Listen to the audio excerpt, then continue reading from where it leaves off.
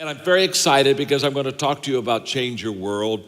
This is a book, by the way, that's coming out that I've written. It'll be my 85th book that I've written. And that's really, when you think about it, that's really no big deal.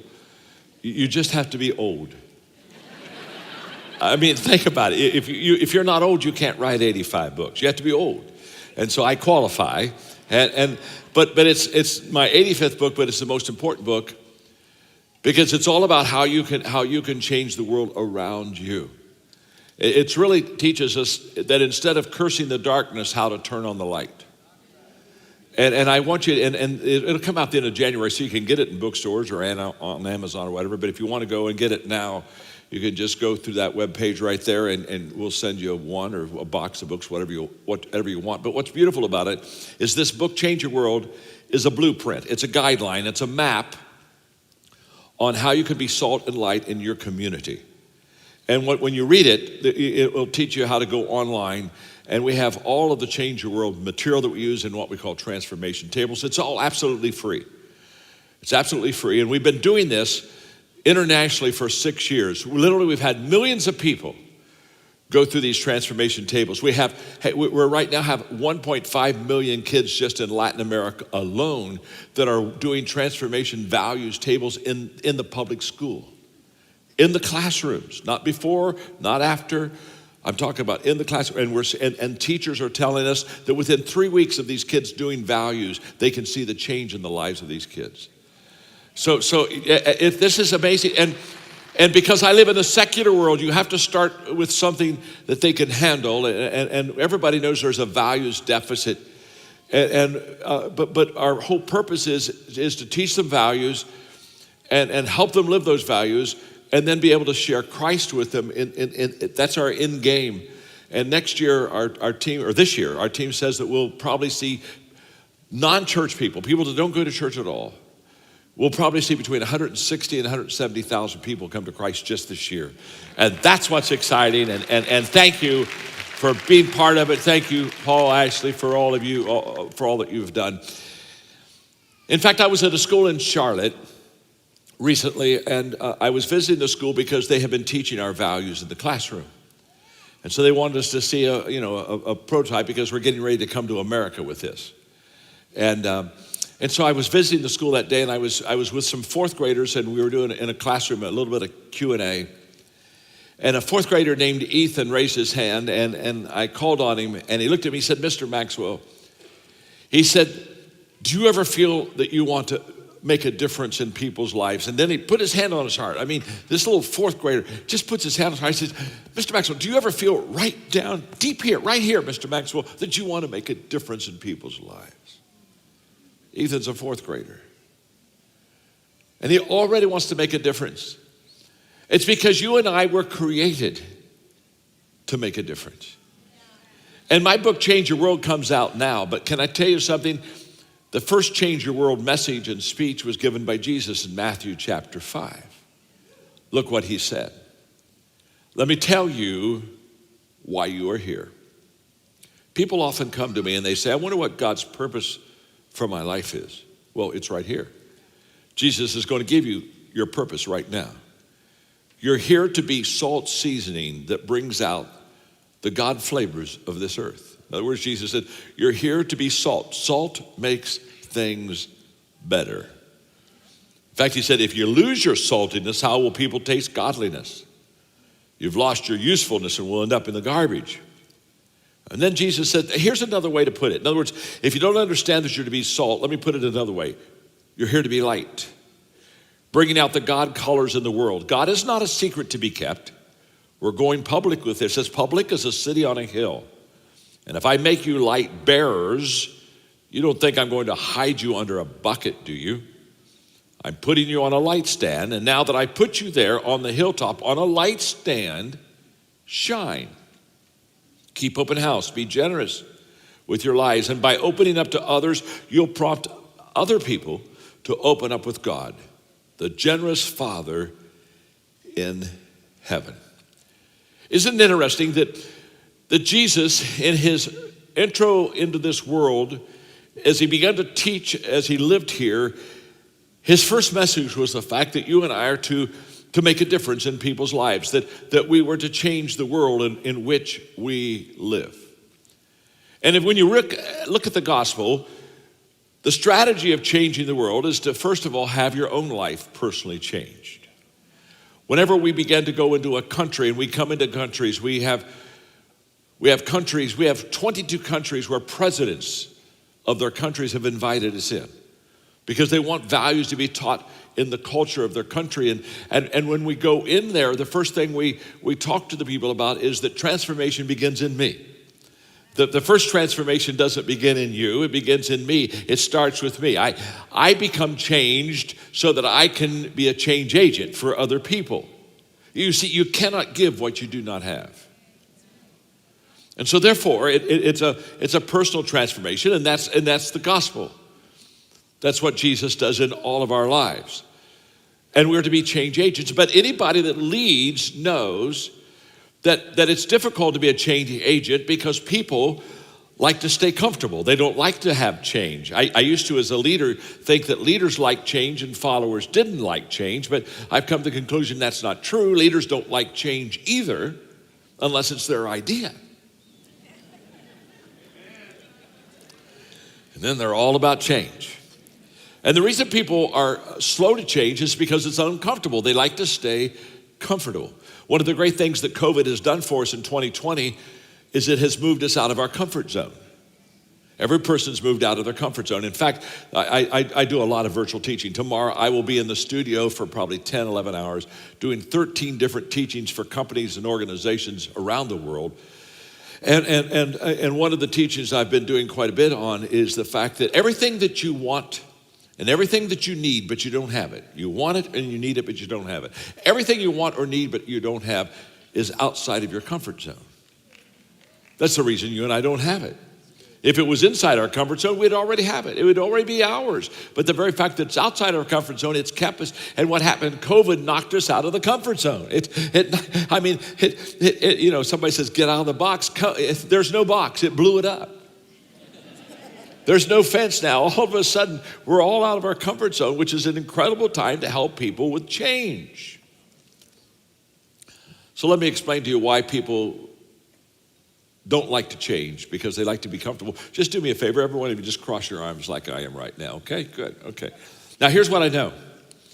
Every one of you are crossing your arms, and you have done this thousands of times. And guess what? Every time you cross your arms, you do it the same way. Every time. You see, there's another way to cross your arms, but you never cross your arms the other way. And if you do cross your arms the other way, it becomes very uncomfortable. Okay, let's go cross our arms the other way.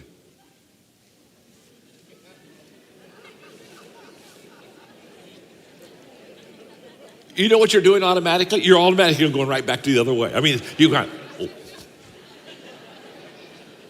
And you're saying, this is the way God intends it to be right here. It's this way, sure. Clasp your hands. Now you see, you've done this thousands of times, so have I, and guess what? Every time we clasp our hands, we always clasp our hands the very same way. There's another way to clasp your hand, but you don't do it that way because it's uncomfortable. In fact, let's just practice it now. Let's just go one finger over and let's clasp our hand. Oh. I'm not even sure you could pray with your hands clasped like that. I'm not sure could God hear your, no, God, I don't think God could hear your prayer. Let's get it. Now God can hear your prayers. Now God can hear your prayers. Now what we've done is we've just given a simple exercise of the fact that we are all creatures of habit and we all want to be comfortable. So when I teach leaders around the world, and our nonprofit organization Equip is the largest leadership training program in the world. We've trained 5 million leaders in every country of the world. And so when we train leaders, one of the things we help them understand, because they have to be change agents, is to understand the timing, the time when people are willing to get out of their comfort zone and change. And there are 4 times that people basically are open to change. And I give them to you very quickly. I'll speak about one of them a little later. People change, first of all, when they hurt enough that they have to. In other words, there are a lot of times people, they just finally say, I've done counseling, all of a sudden somebody says, my marriage is just, I've got to make a change. My marriage has fallen apart. And so the hurt of people causes them to make changes a lot of times. The second time people change is when they have seen enough in others, they see enough that they're inspired to. In other words, they've seen a beautiful example of positive change, and they say, I want that. Now, that's what we find in countries when we do transformation tables. All of a sudden, they begin to see people change, and that begins to create a movement of transition and change. Thirdly, people, they change when they learn enough that they want to. In other words, all of a sudden, it's like they never realized that they could have a better life, and they've learned something, and so they say, wow, I'm going for it. And finally, people change when they receive enough, that they're able to change, and they receive resources and tools. The reason I wrote the book, Change Your World, is because it's going to be an enlightening time for people to be able to see things that will inspire them to change, and it'll be a resource that will help them to make that change. Now, I want to talk about the first part right for just a moment, and that is hurting enough that they have to change. A year ago, if I would have been here at Victory, none of us would have had any idea how difficult a year 2020 would be. What we went through and what we saw, what we've experienced, I call 2020 the shock and numb year. We just shocked at what happened, and we kind of go around numb, wondering if we're ever going to wake up from this kind of nightmare that we have in our life. I mean, who would have thought just a year ago, that COVID-19 would be what we would be faced with, and that we would have social isolation, that we would have global recession, that we would have people that would be major unemployment, would be school lockdowns, business lockdowns, that we would have had racial division and injustice and all the stuff that we've experienced this year, we would have never experienced. And so what does that do? That causes us to hurt.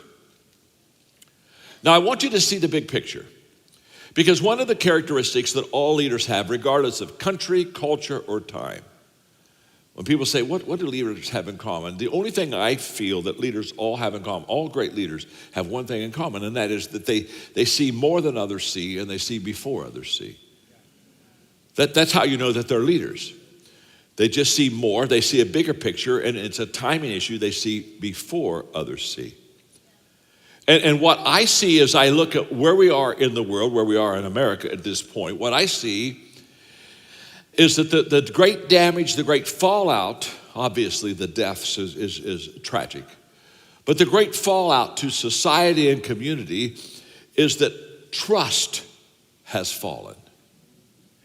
That there's a lot less trust today than there was. In fact, if you go back and do research on it, in 1964, 70% of the people in America, or 77% of the Americans, they trusted in their institutions and the federal government. And then 30 years later, only 20% trust in the federal government. I mean, that's what you call a trust fall. But what happens is that if you lose trust in institutions, which is what has happened, the next thing you do is you lose trust in individuals. That trust fall doesn't stop with just institutions. It starts to go to people. And it's interesting, in 2014, 70% of the people believed that other people could not be trusted. Now, when you live in a culture with no trust, we're in a challenging time because trust determines behavior. So when you look at behavior of a culture, of a community, it's always based on trust. I travel the world, and I'm in many, many different countries. And it's a fact that countries that do well have a high trust environment, and countries that don't do well have a low trust environment. That's just a fact. And so trust is essential for behavior to be good. People thrive in a trust environment. So the question that we're faced with today, if we want to change our world, is how do we create a trust environment? And how do we become personal agents of creating that trust? So what I'm going to do is I'm going to give you 4 ways to be trustworthy. I'm going to give you 4 ways to create an environment of trust so that you can begin to change your world. And what's beautiful about the 4 things I'm about to give you right now is that every one of you can do this. This is all reachable. This is all doable, okay? I mean, this is not beyond you. It's not beyond me. The 4 things I'm going to say to you, you can do. Now, my name's John, and I'm your friend. And I'm a communicator. I'm not an educator. I have an education, but I'm not an educator. Educators take something simple and make it complicated. In fact, if you can't understand it, if you can understand it, they're not happy. But I'm a communicator. Communicators take something complicated and make it simple. In my teaching, in my books, I put all the cookies on the lower shelf. I want everybody to have a cookie. It's obvious I've had a few myself. Okay. I want everybody, so everything is doable, everything is reachable, everything is simple, everything is practical. And the 4 things I'm going to give you right now, you need to begin implementing and practicing in your life so you can be a positive salt and light change agent. Here we go. Number 1, value people. Trust begins in a culture when people are valued. And by the words value people, write the word connecting, because what happens is, this is the connecting link we have with people. Once you feel valued by someone, you feel connected to someone. The valuing of people is the connecting link. And if you follow Jesus in the gospel, people all the time say, I want to be Christ-like. Well, if you want to be Christ-like, if you follow Jesus in the gospel, the bottom line of Jesus' life while he was on earth is that he valued people. And he valued people, and God values people. God so loved, God so valued the world. Okay? Jesus valued people. And the only people that couldn't handle Jesus valuing people were religious people. It bothered them that Jesus ate with the sinners. You know, I mean, they talked to him, and he said, don't you understand? I'm like a doctor. I came to see some sick people. I'm like a shepherd. I go after the lost sheep. They didn't understand. They want him to hang in the pen with the Christians. You don't need to hang with Christians all that time. It's not healthy.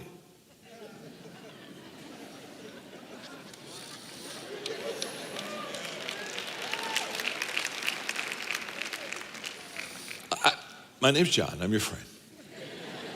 I have some good news for you. When you go to heaven for eternity, you get to hang with Christians. So get over it. While you're here on earth, you need to have lost friends. Because we're to fulfill the Great Commission. 53% of the people in America will never go to church. They're not coming here. They're not going to any church. I don't care how good your church is, they're not coming. The question is always, what are we going to do with those 53%? Jesus died for them. And that's my whole mission in all of my companies and all my organizations. We understand that principle, and so we go after the lost sheep. We're continually looking out and valuing everybody. Valuing everybody. Valuing people I like, valuing people I don't like, value people that are different than me, because God values you. And God, in fact, look at your neighbor and say, God values you. You go ahead, God values you. That's good. Look at your neighbor and say, God values me. Tell them that. God values me. Oh, I like that. Look at your neighbor and say, God values people I like. Go ahead and tell you them. Yeah. Look at your neighbor and say, God values people I don't like. Oh, there's the challenge. There's the challenge right there. Whew. Man, we don't mind God valuing people we like. We just aren't sure he should value people that we don't like.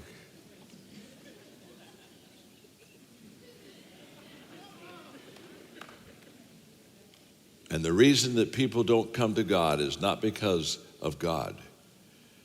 It's because of us. We give people a wrong picture of God. And if you've got a wrong picture of God, you'll never have a relationship with him. We've messed up the picture. And the picture begins with valuing everybody. I have a coaching company. It's only 10 years old, but it's the largest coaching company now in the world. We have 39,000 coaches in 170 countries. And we bring them in, we certify them, we equip them to be coaches in life. And it's just been an incredible experience. And we've got them all sizes, all colors, all religions, all cultures. I mean, it's an amazing experience. And we bring them in for training, new ones in for training twice a year.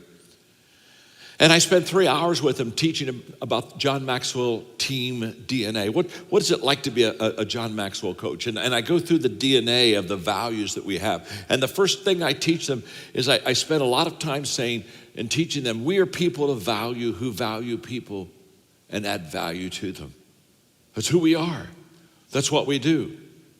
And this is just absolutely incredible. You see, if I see you as weak, I'll help you. If I see you as broken, I'll fix you. But if I see you as valuable, I'll serve you. Oh my. There's a world of difference between helping and fixing people and serving people. And you won't serve people until you value them for who they are. So to create an environment of trust to change your world, it begins with valuing people. Every one of you can do that. It's just being Jesus-like. Number 2, add value to people. The second thing I do is then I intentionally look into your life and ask myself a simple question: what can I do to add value to you? If valuing people helps you connect with them, adding value to people helps you to influence them. It increases your influence with other people. So every day, I intentionally do 5 things. Every day, I value people. Every day, I think of ways to add value to people. Every day, I look for ways to add value to people. Every day, I do things that add value to people. And every day, I encourage others to add value to people. I do that every day. I intentionally live that life because in the morning I ask myself the question, who can I add value to?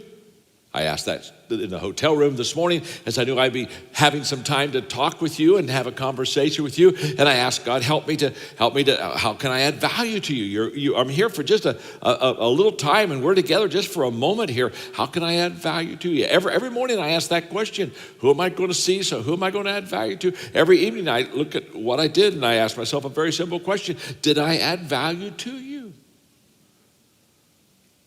Every day. You see, I've written a lot of books on relationships. In fact, actually, one of the relationship books I wrote is the one you gave him, actually, on 25 ways to win with people. What Paul doesn't know is, actually said, I've given him that book, 25 ways to win with people, and it's helping him. But he's not there yet. Can you give me some more ways to help him to win with people? So I'm going to do a part 2, actually, and dedicate it to you, and we'll give it to Paul, okay? And just hope and pray that, that it connects. But I can sum up relationships to you in just basically one phrase. I mean, everything you ever wanted to know about relationships is just this simple phrase: you are either a plus in people's lives or a minus. Done. You're either adding value to people or you're taking value from them. You're either a breath of fresh air or you're taking the air out of them. You are. And every one of us know what it's like to be around somebody that sucks air out of us. I mean, you see them come into the room, you go, oh my. Oh my.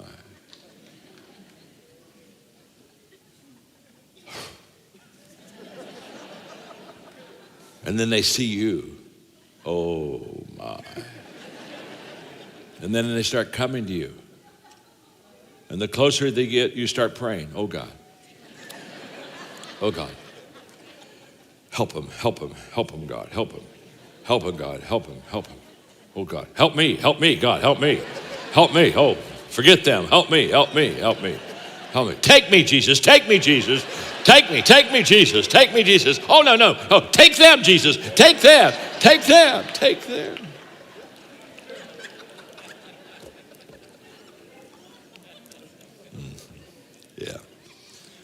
How many of you ever hid from somebody?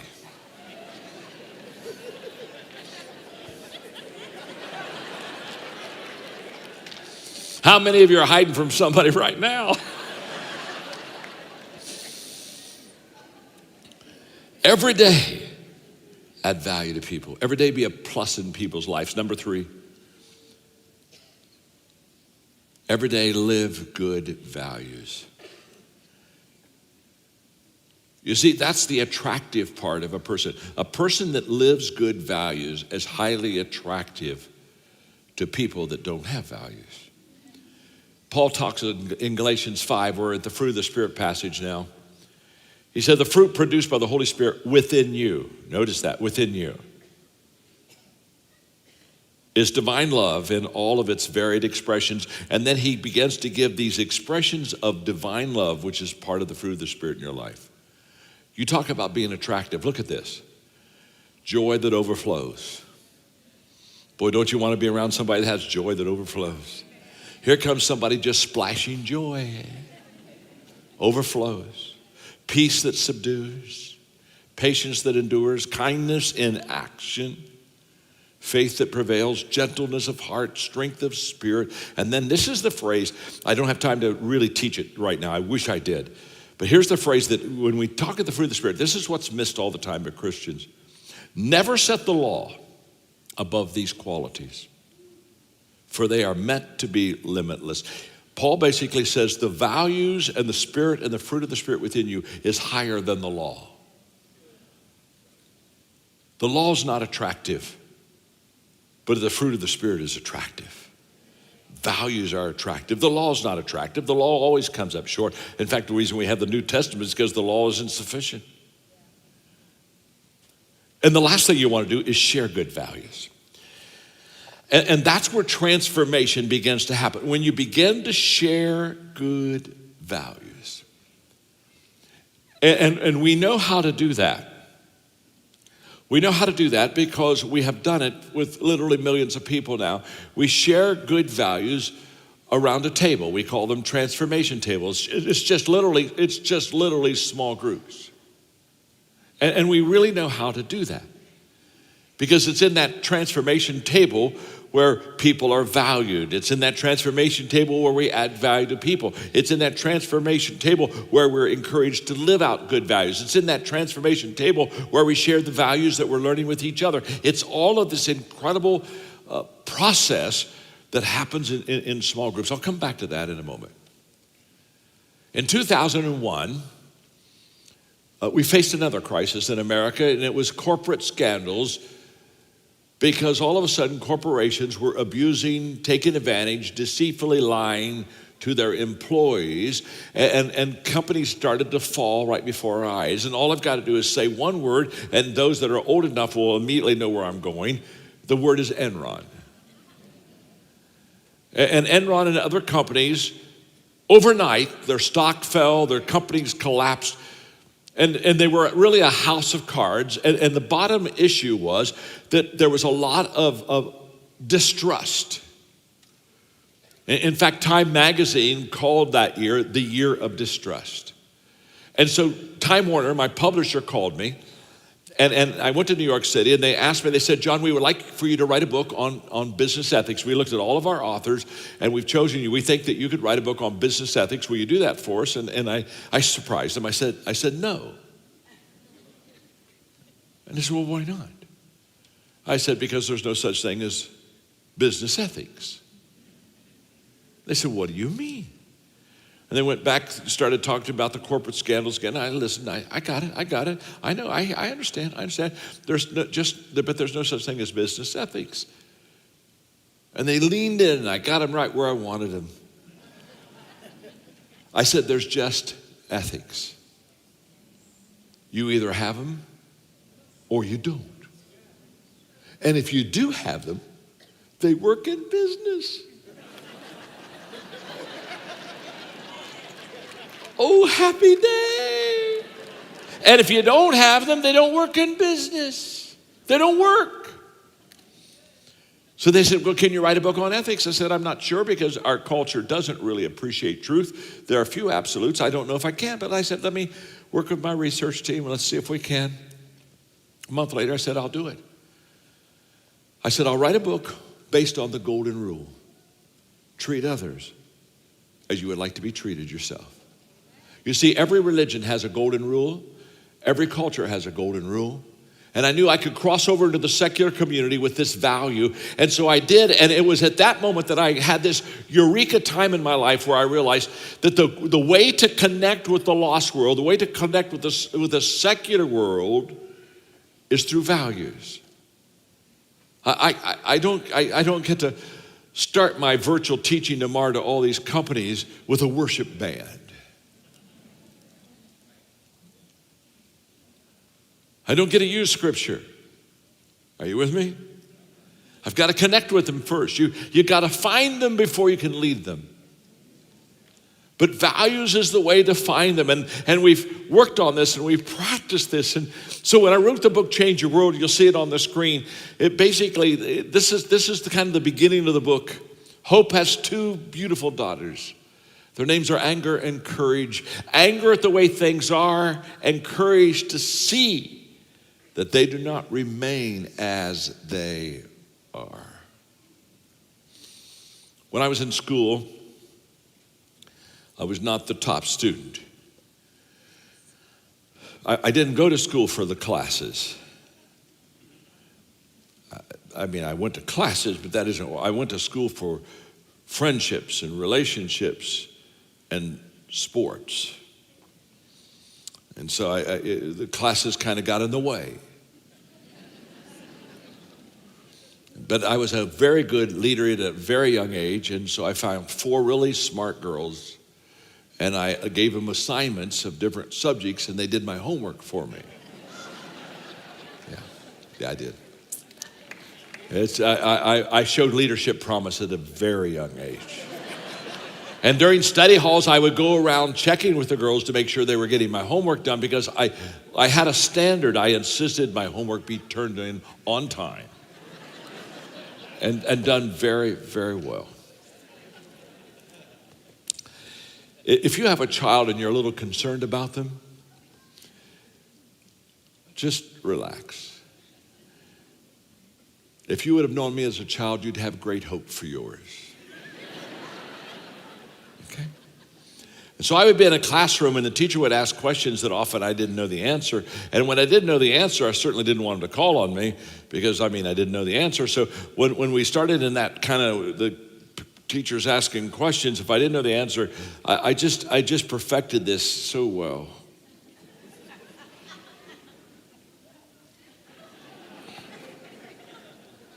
And I would just lay back and say, this too shall pass. There were times I didn't know the answer, but I thought maybe I did. I wasn't sure. And so I wouldn't slink, but I would just kind of stick my hand up like this. It's kind of like I have my hand in the air, but don't call on me. And I'd kind of look away and,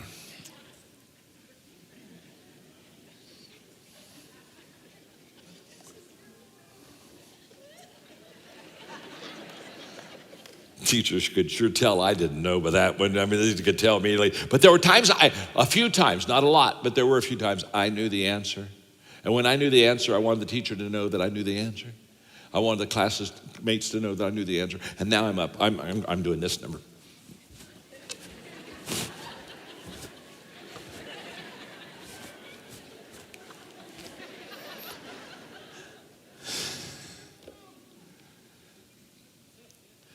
On Change Your World, on connecting with a secular culture, on being able to bring them into Christian faith.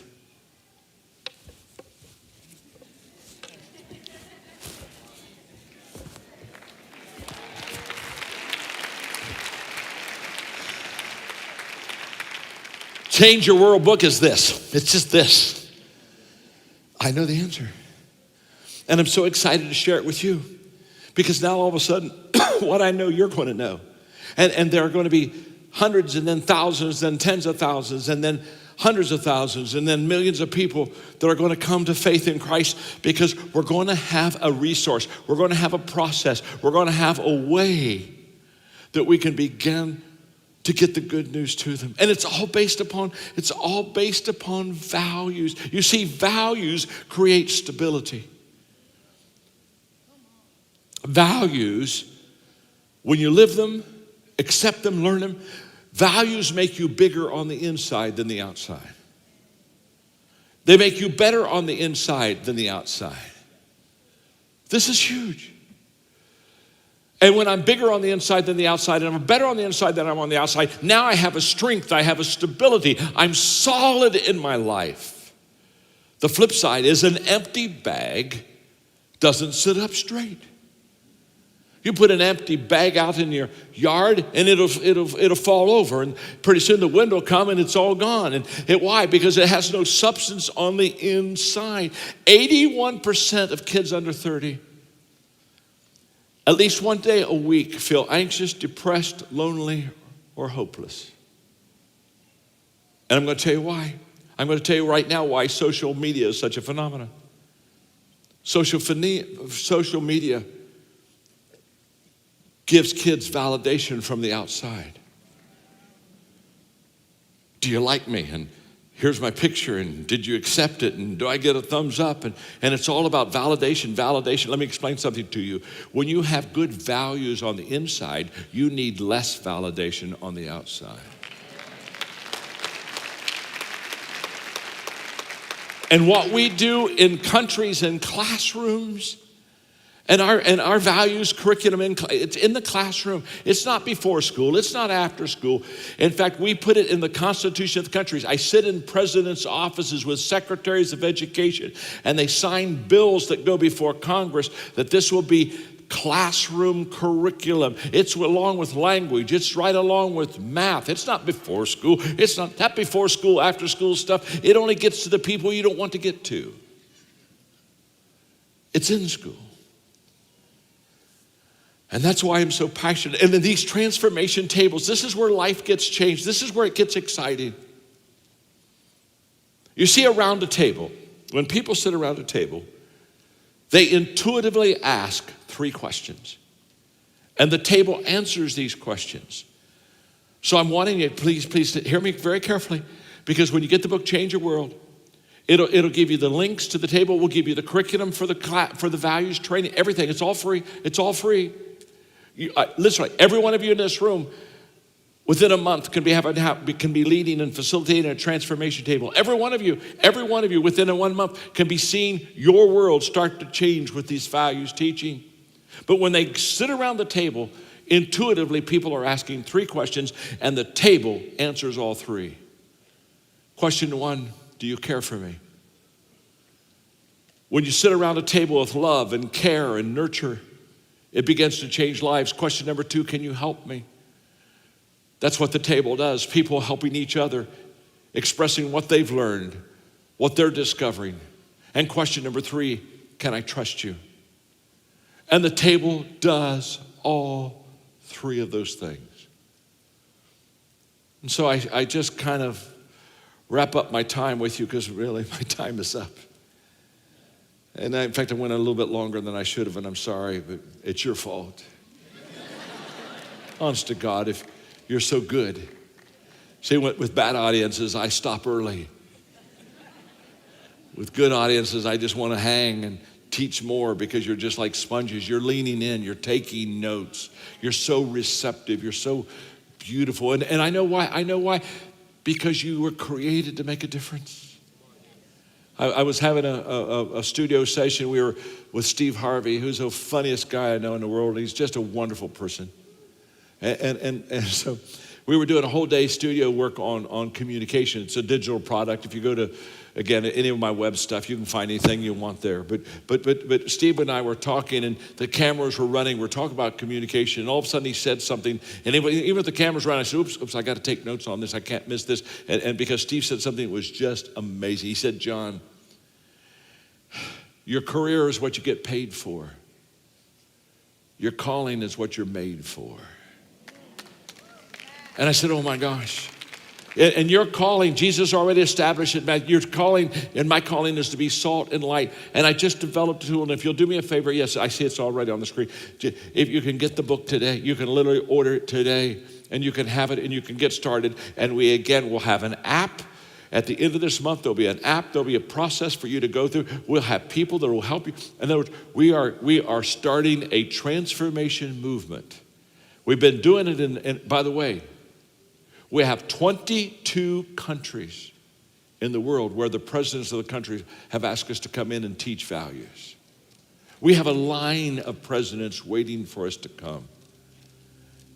And now, we're going to be able to put something in your hand, something that you can read, that you can understand, that you can apply, and then we're going to have free resources for you, and you can go get you 5 or 6 people.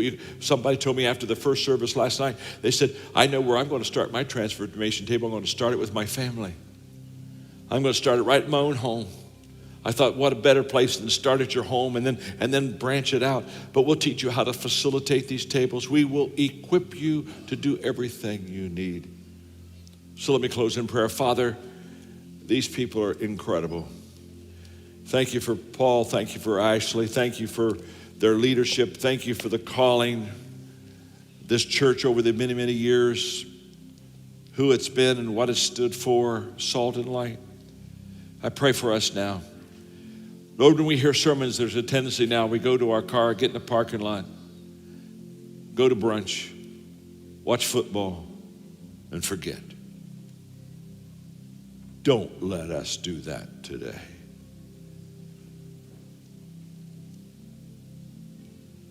Help us to take action on what we have heard. And help us in the next few weeks to have a system, a program, a method, a resource that will allow us to change our world. Blessings on every person in this room as they become salt and light to a greater degree. I pray, Heavenly Father, that you will fill them and just encourage, empower them to make a difference in their world. In the name of Jesus, I pray. And everybody said, amen. I sure love you. God bless you. Thank you very much.